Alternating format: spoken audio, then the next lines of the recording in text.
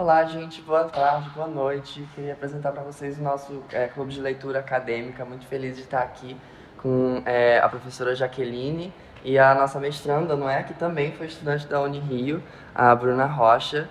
O livro que a gente escolheu para estudar foi Expect More, do David Lanks, que é professor de biblioteconomia na Universidade da Carolina do Sul.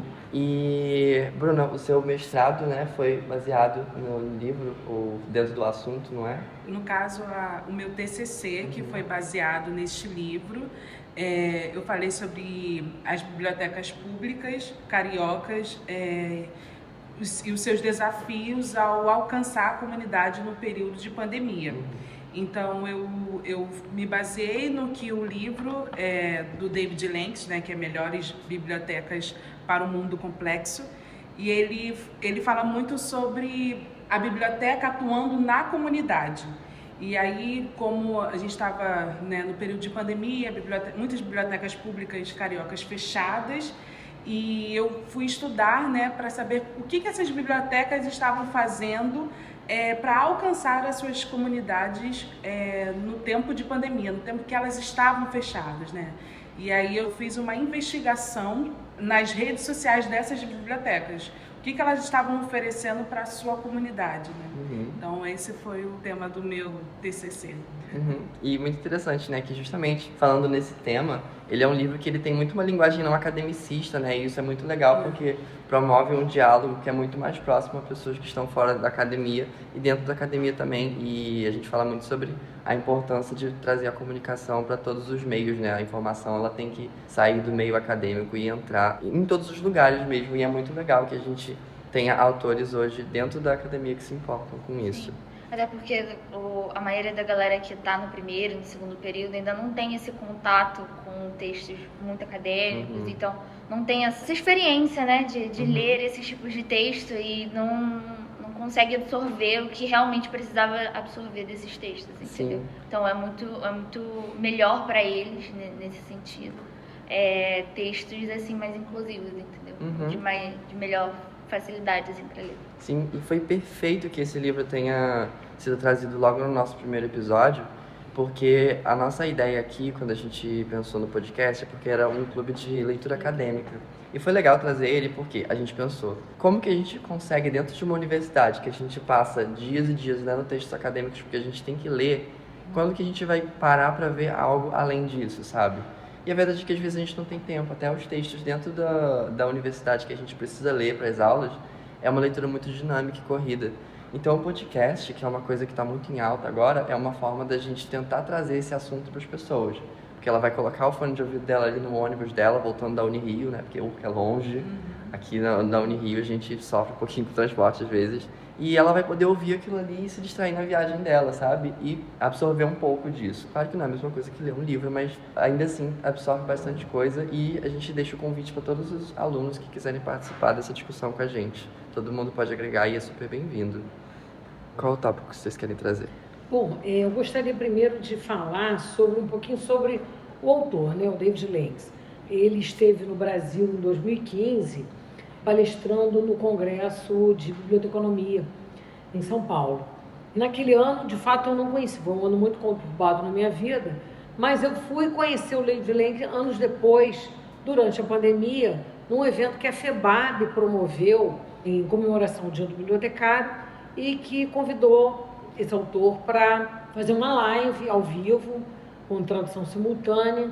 E assim, o que você espera quando você vê, né, um professor americano falando sobre biblioteconomia? A gente pensa logo na questão da tecnologia, né? Mais uma pessoa discutindo aqui tecnologia. E para minha grata surpresa, ele veio com uma proposta completamente diferente, né? Que me surpreendeu, porque ele veio falar sobre como as bibliotecas podem mudar as comunidades em que elas estão inseridas. Eu achei isso muito bacana, porque a gente trabalha isso aqui no Brasil, né? Num país em desenvolvimento, num país cheio de mazelas, com muitos problemas sociais. É você pensar que lá nos Estados Unidos também tem gente pensando e vivendo essas questões, e aquilo me encantou. Eu falei, bom, vamos ver o que esse cara tem para nos dizer. E eu acho que não é pouco. E gostei da palestra dele, já saí dali com o livro comprado. Aí dias depois o livro chegou, eu devorei a leitura do livro e preparei esse resumo que eu estou trazendo para vocês aqui para a discussão, porque eu acho que é uma leitura, digamos, basilar para o nosso curso, né? Para a gente entender o que representa a biblioteconomia, o que representa as bibliotecas para as pessoas, né? E não são para as pessoas só americanas, para as pessoas do mundo inteiro. E ele vem trazendo exemplos, citando fatos. O livro é interessante por isso, porque ele não se restringe ao universo americano. Pelo contrário, ele vai percorrendo o mundo inteiro e trazendo exemplos de como a biblioteconomia se aproxima das pessoas, como a gente pode tornar a biblioteca mais pertencente às comunidades, né? Eu acho que a gente já fez uma prévia sobre isso, e agora eu vou passar a bola para vocês trazerem o que vocês perceberam dessa conversa com o autor, né? Porque quando a gente lê um livro, a gente está batendo um papo com o cara, né? E é sobre isso que a gente quer falar. Cíntia, quer continuar? Quero. É sobre isso dele meio que rodar o mundo, falando um pouquinho de cada lugar, né? Ele começa falando do Egito e me surpreendi um pouco quando ele falou do Egito, porque acho que a gente às vezes fala muito dos Estados Unidos e Europa, né? E aí ele trouxe essa questão de revoltas que estavam acontecendo no Egito e ameaçaram atacar a biblioteca de Alexandria, colocar fogo, mas a população se comoveu e fez uma manifestação para proteger a Alexandria. E aí ele linka com o Reino Unido, né, que a Bruna me explicou mais cedo, sobre como acontecem problemas financeiros e eles só fecham as bibliotecas, né, e como Alexandria teve essa conscientização das pessoas em volta em vamos proteger a nossa. Então, realmente, ele faz isso, de viajar em vários lugares. Em algum momento depois ele fala de Michigan, nos Estados Unidos. Acho que isso foi uma das coisas que mais me marcou mesmo no texto. E detalhe, né, que é a reconstrução da Biblioteca de Alexandria. A primeira vez que a gente leu, a gente ficou assim, Alexandria, a biblioteca não pegou fogo, a biblioteca não acabou, né? Aí o texto ele fala que a biblioteca foi reconstruída, né, em 2011, se eu não me engano, né? Mas uma coisa que a gente ficou com uma dúvida foi que ele compara o Egito, ele compara a biblioteca do Egito, porque quando tem a briga, tudo acontece lá, o pessoal vai em volta da biblioteca e abraça ela e fala, não, aqui ninguém toca.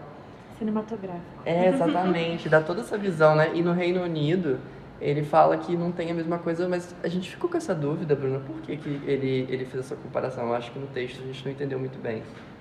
Então, quando eu estava lendo o texto, né, eu também fiquei chocada com isso, porque eles estavam lá no Egito, né, em 2011, estava rolando essa guerra, né? E era uma guerra civil, então o povo também lutando, se manifestando, né, contra aquilo que estava acontecendo ali no Egito.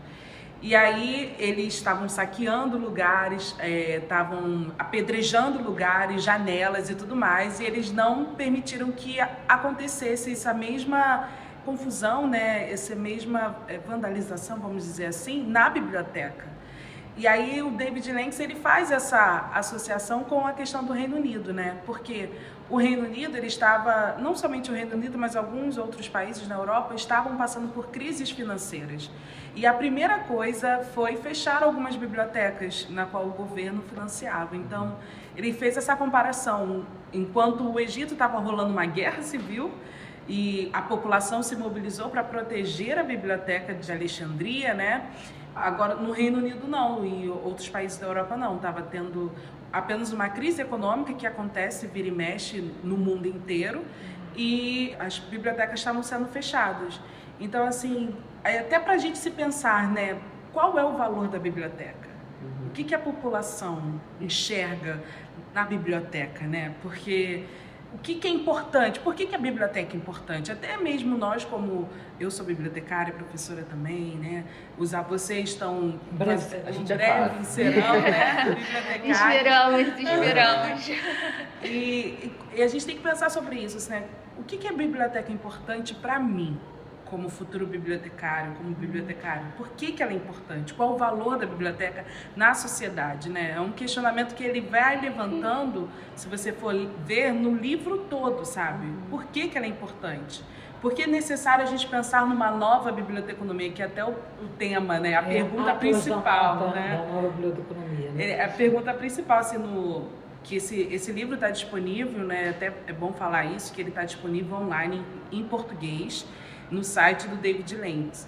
E aí ele faz essa pergunta, né? Vamos pensar numa nova biblioteconomia, um convite para a gente entender o potencial da biblioteca, né? Então é isso.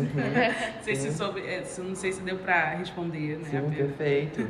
Inclusive, muito legal que você trouxe sobre a inovação da biblioteca, né, e mudar essa visão que a gente tem clássica. Porque ele deu um exemplo que eu achei interessantíssimo, que é sobre a biblioteca que tinha uma impressora 3D. Isso permitia que outras pessoas trouxessem seus projetos. Olha quanta coisa pode sair disso. Tipo, às vezes você quer aprender modelagem 3D para criar coisa e tanta coisa que sai disso, sabe? Tanto conhecimento, tanta produção.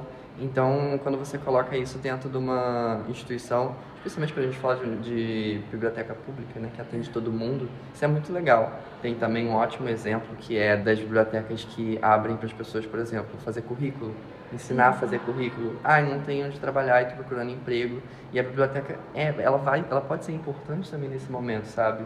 Porque, especialmente aqui no Brasil, antes da pessoa pensar em estudar, ela vai ter que pensar em como ela vai se manter, em como ela vai sobreviver. Então, quando a biblioteca vai e pensa nessas coisas, é importantíssimo, gente, de entender o papel dela na nossa sociedade.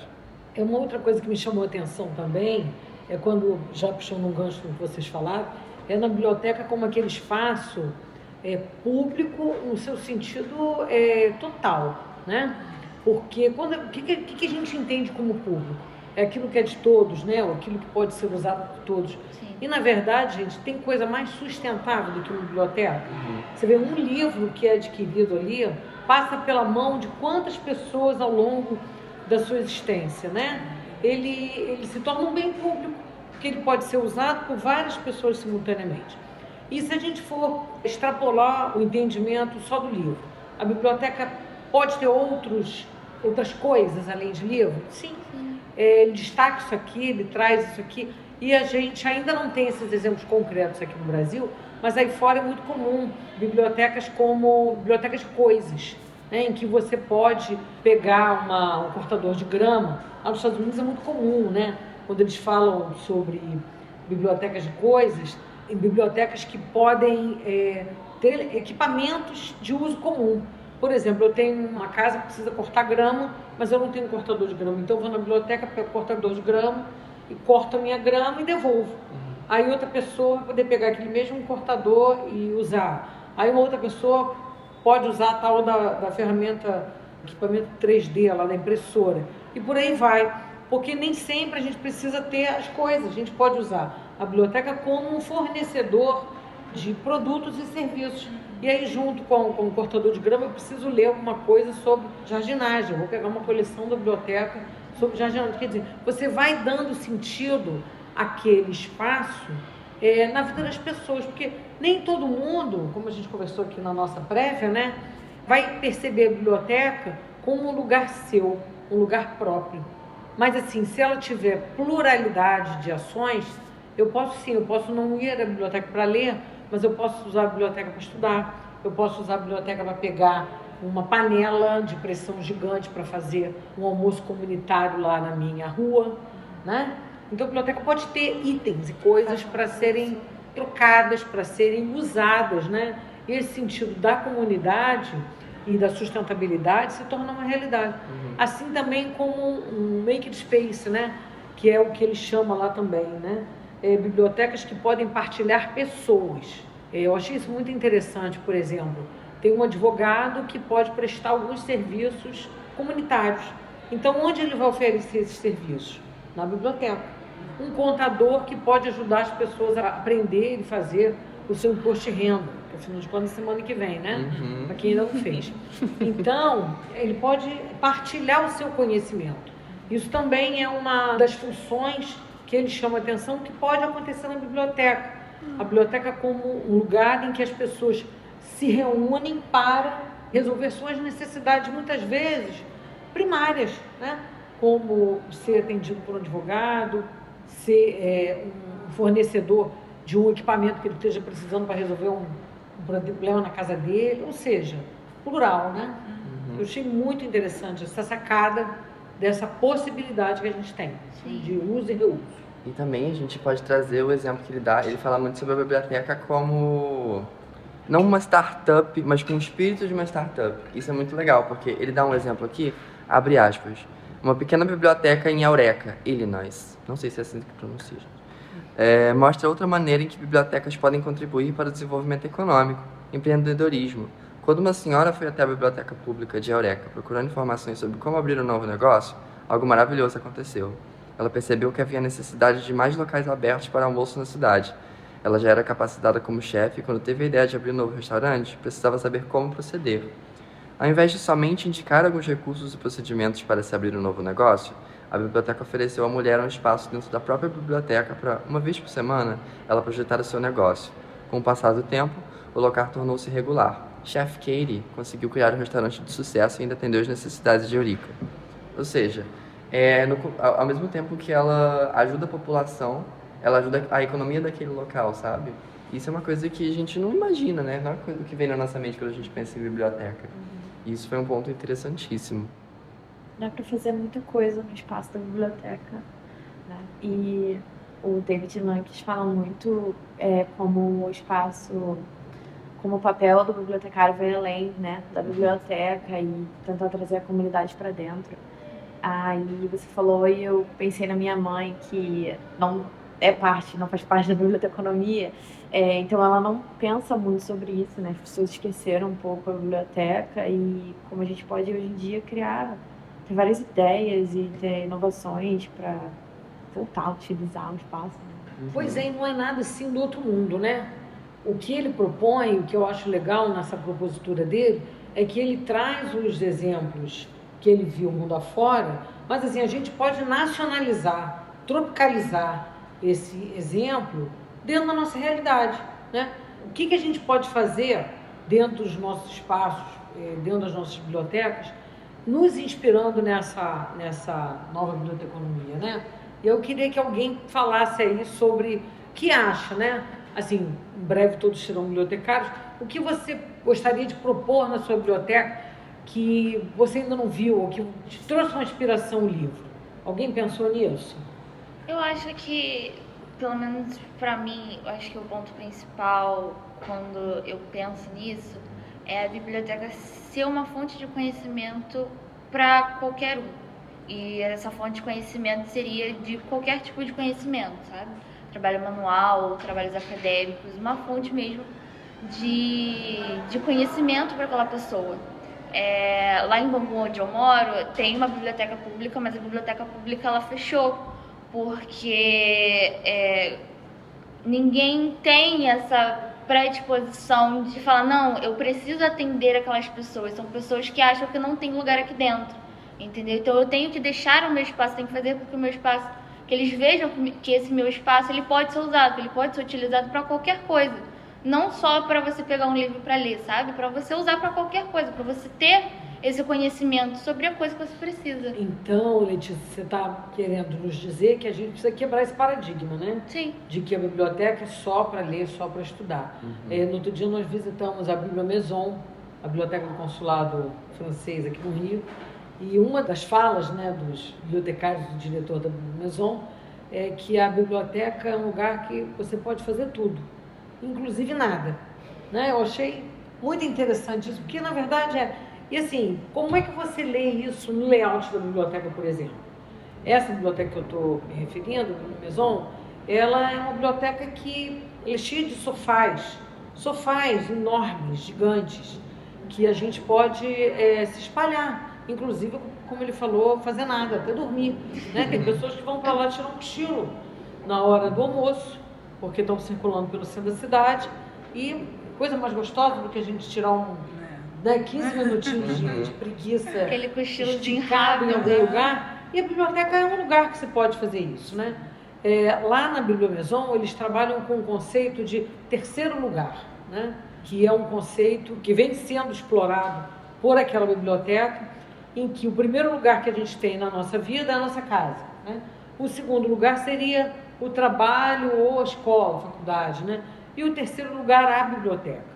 Então, é um conceito que existe nas bibliotecas públicas francesas, que eles estão imprimindo aqui nessa biblioteca pública francesa, situada no território carioca aqui. Então, eles materializam isso. E o layout mostra isso, né? Que você entra naquele lugar, dá vontade de você se deitar sobre aqueles sofás. Então, é uma possibilidade também, por que não, né? Sim. Que o David Lynch também traz essa história aqui do terceiro lugar, o conceito do rei Oldenburg, né? A primeira experiência com biblioteca, inclusive, foi no ensino médio, era uma biblioteca, assim, muito movimentada. E no começo eu achava muito estranho, depois a gente foi se acostumando e até preferiu assim, porque você entrava na biblioteca e você não encontrava silêncio para ler. Você encontrava instrumentos musicais, sabe? Você encontrava pessoas com todo tipo de instrumento. E o nome da escola é Ardino Xavier, lá em São Gonçalo. E tinha um projeto que era o Pôr do Sol Literário, que a gente misturava música com literatura, né? E esse projeto nasceu dentro da biblioteca. Você entrava lá, você via todos os tipos de instrumentos que você podia imaginar que as pessoas podiam levar, porque as pessoas estavam ensaiando e conversando sobre aquilo e compartilhando essa arte. E você não só está compartilhando esse conhecimento, mas como você está compartilhando e acessando cultura. E óbvio que a biblioteca tem tudo a ver com isso, né, gente? Adorei, gente. Eu estou pensando aqui no pôr do sol, um violão e uma poesia. Olha, que projeto bom, hein? Era lindo. Eu acho que... Eu vou te falar que eu aprendi muita coisa. Aprendi. Assim, eu nunca fui muito bom com instrumentos. Mas a gente pode se juntar a outros. Exatamente. Né? A ideia não é que a gente faça tudo sozinho. Pelo contrário. Por que não juntar um saxofonista, um violinista, uma contadora de história e uma poetisa e a gente fazer isso na beira da praia? E pior que era Por bem que não? isso. Só não era na beira da praia, porque São Gonçalo só tem uma praia, gente. Ela é de cara pra Baía de Guanabara. Pois é, mas o projeto no Pôr do Sol? Então a gente está na beira da praia aqui. Aqui pode ser na beira da praia. Falam tanto da Urca, gente. Olha, a Urca pode ser longe, mas a Urca é perto da praia. E é uma praia linda, né, gente? Não é? Mas em São Gonçalo não dava, gente. São Gonçalo. Mas realmente era um projeto muito legal e mudou muito a minha visão de biblioteca. E hoje estou aqui em biblioteconomia e, assim, não poderia deixar de dizer que isso foi uma influência da biblioteca lá do Ardino Xavier. Isso é muito bonito. Que bom, bacana, Gabriel, bacana. Uma coisa que eu pensei, assim, na verdade eu pensei no início desse ano, porque eu estava ajudando uma tia a buscar todos os documentos que ela precisava para fazer o imposto de renda e tudo mais, e essa minha tia não sabe mexer no computador, né? E ela é uma senhora da terceira idade, 73 anos. E aí eu depois, assim, eu ajudando ela, né? Eu tava indo para casa dela uns 2, 3 dias para ajudar a mexer no portal do governo, sabe? Entrar na página do INSS, essas questões todas. Realmente e aí muito depois difícil. Eu fiquei pensando, falei assim, gente, isso é difícil para mim. Eu tive que entrar em contato, né, pelo 0800, né?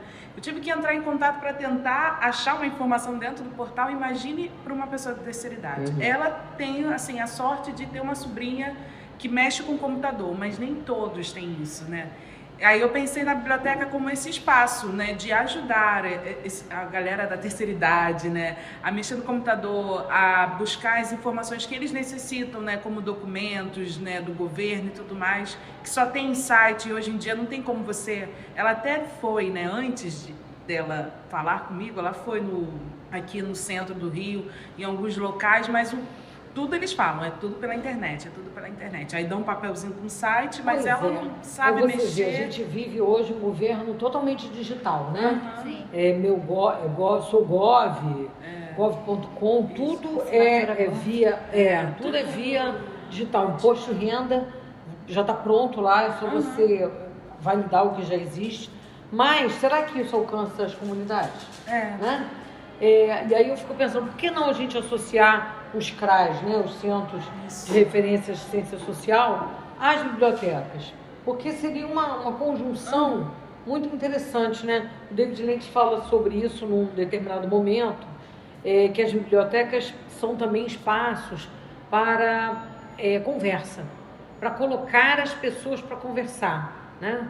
É um local que pode oferecer digamos assim, um serviço, né, anti-preconceito, em que as pessoas podem, que seria um lugar, um espaço cívico e um espaço seguro para determinadas conversas. E o bibliotecário como um mediador dessas conversas para tratar de racismo, de tratar preconceito contra mulheres, contra o etarismo, né, e tudo mais. Eu fiquei pensando, por que não? Por que a gente não pode abrir o espaço da biblioteca também para que a gente possa colocar pessoas com pensamentos diferentes para juntas conversar?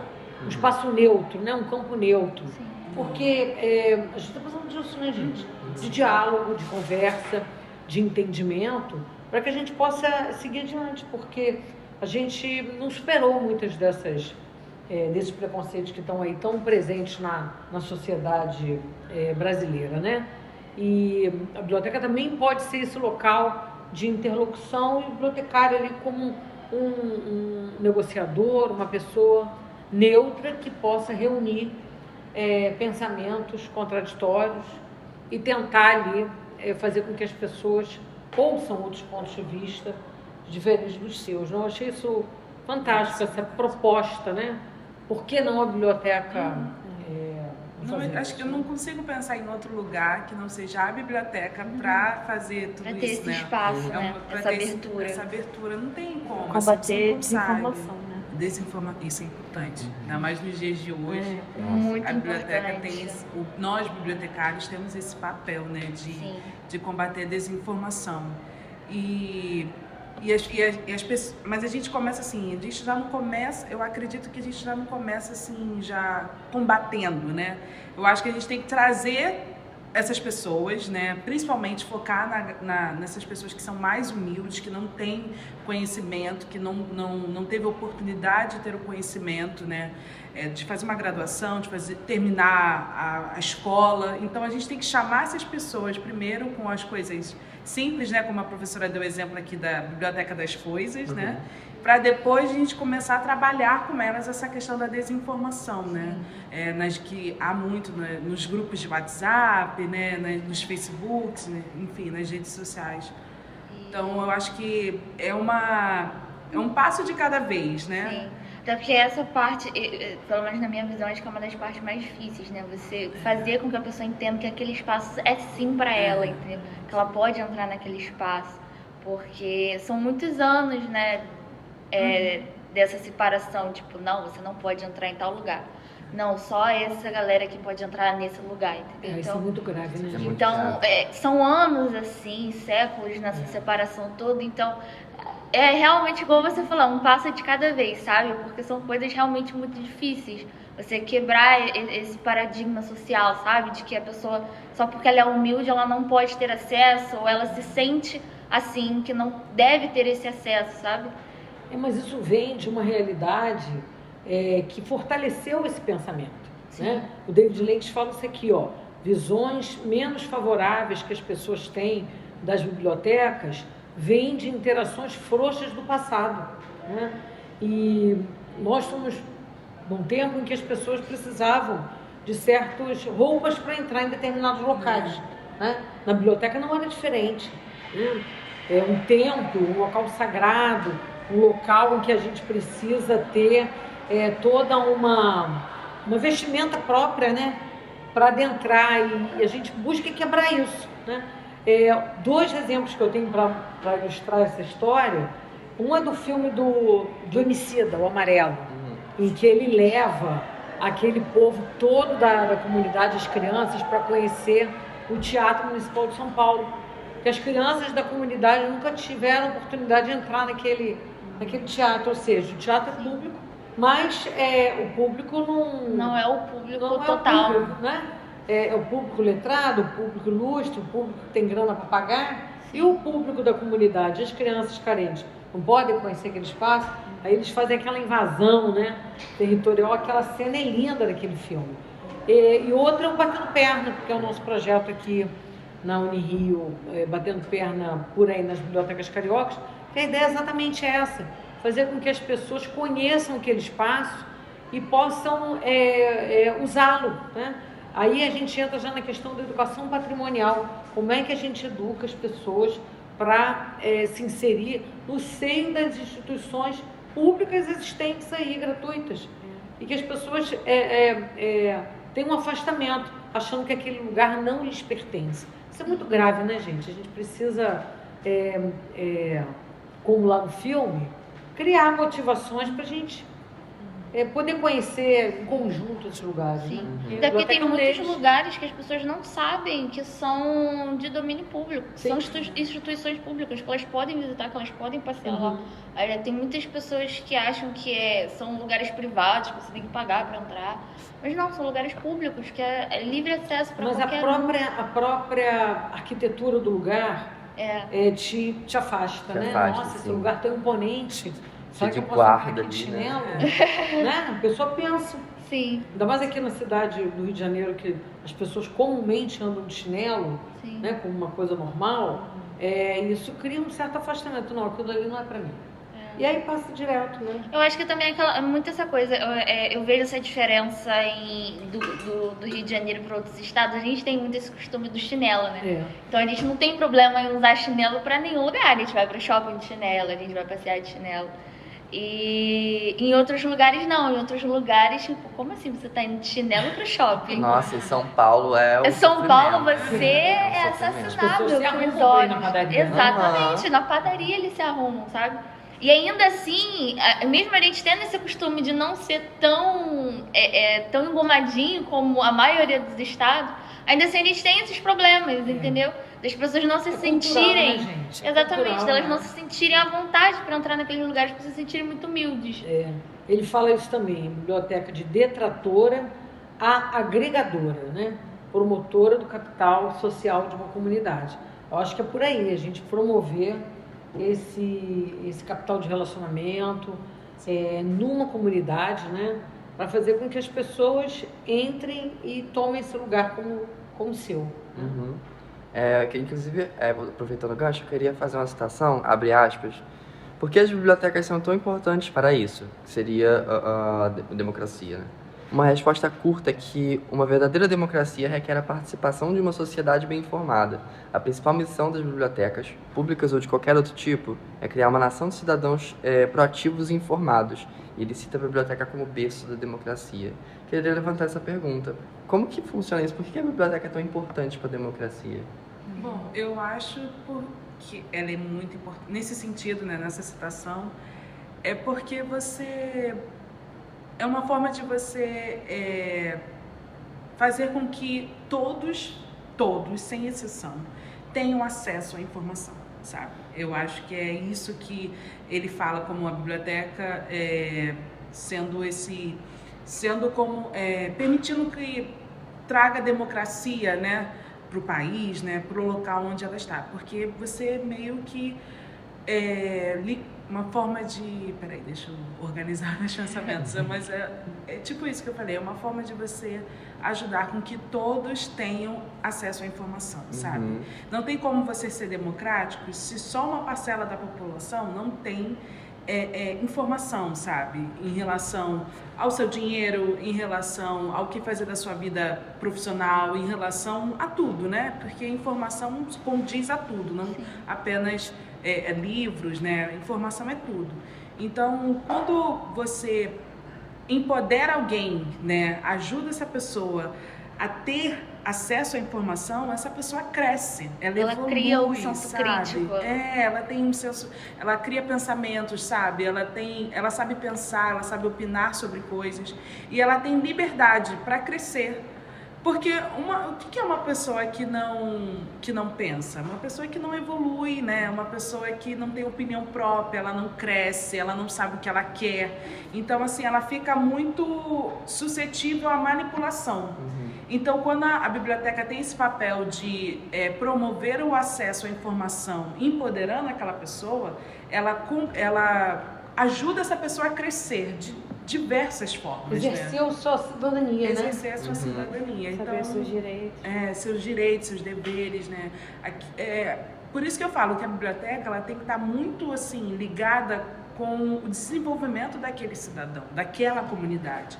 Porque assim, eu acredito que A biblioteca tem esse potencial de fazer com que aquela comunidade cresça, se desenvolva, como a professora falou, né, do capital social, intelectual, sabe? Fazer com que aquela comunidade gere economicamente, né, não gere somente conhecimento, mas gere também um valor econômico, né, e traga algum retorno, sabe? Vai ajudar a todos. Então, é importante o papel da biblioteconomia nessa questão da democracia. Sim. Da biblioteca. E outra coisa que você trouxe também sobre as fontes de informação, né? Que é muito importante e seria um ótimo assunto, inclusive, no próximo episódio. Vamos encerrar, gente? Bom, gente, então hoje o nosso episódio fica por aqui. Muito obrigada pela sua presença, Bruna. Foi incrível ter você aqui. Foi um prazer estar aqui com vocês, foi muito legal. Estava nervosa, mas Que isso, foi incrível. Mas acho que todo mundo estava um pouco nervoso. Porque, né, a ideia mesmo foi quebrar o gelo. Sim. Ver que é possível a gente trabalhar um texto, né? Assim, claro que num episódio de 30 minutos é impossível a gente escorrer tudo que esse livro fala, tudo que é da obra do autor. Mas a ideia é exatamente essa. Colocar minhoca na cabeça de vocês para fazer com que vocês corram lá e acessem o livro. O livro está disponível no site do próprio autor, do David Lentz, né?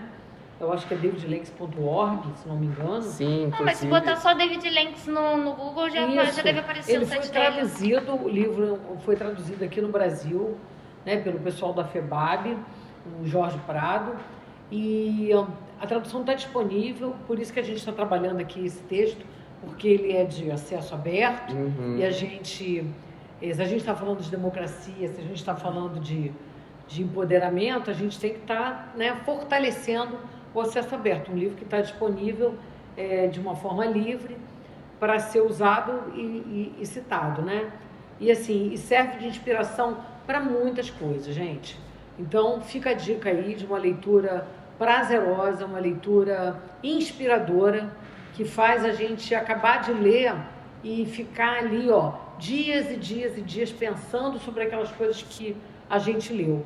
E, assim, não vai faltar oportunidade da gente fazer conexões dessa rica leitura com a nossa prática profissional e social, tá? Muito obrigada pela presença de todos. Em breve a gente está de volta. Nos sigam lá na rede social, PET Biblioteconomia Unirio, tá? Para a gente estar juntos, sempre aí acompanhando os novos episódios. Obrigada, pessoal. Muito obrigado, Obrigada, gente. gente. E até a próxima.